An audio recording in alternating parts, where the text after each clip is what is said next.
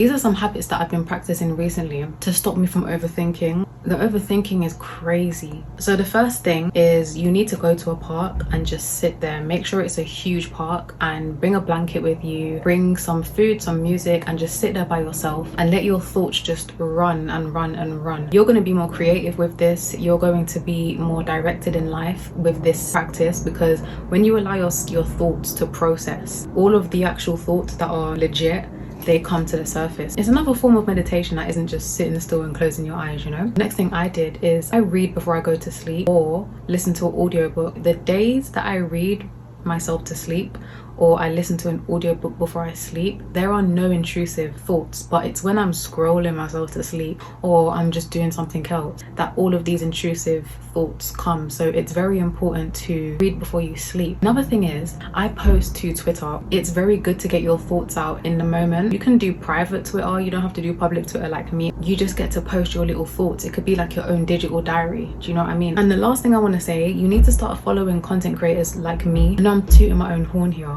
Why not? You need to follow content creators like me who give you practical tips. One thing I've noticed in this space, and one thing I've noticed with overthinkers, is they watch a lot of content that inspires them and mindset content, but when they've closed their phone and it's ready to get to the nitty-gritty of stuff, they don't know what the first step is. That's where I come in with my content, because I like to give you guys practical advice. I like to give you guys actual tips that you can follow and do. I like to be as practical as possible so that you can do those things and actually see a difference. There's nothing worse than watching a motivational video, you finished watching it and it's like, oh, I feel good, but where do I start? Yeah, this is where you start. These are the tips. So follow people like me who just tell you actual practical tips so you're not left overthinking. Because I think one of the reasons why people procrastinate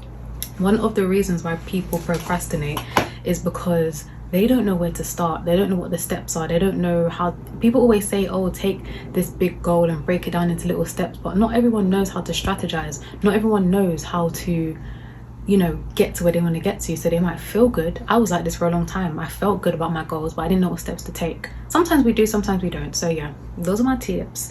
I definitely have been prioritizing following content creators that give practical tips instead of just like, you know, the big emotional advice. I like practical tips. What do I need to do and when do I need to do it?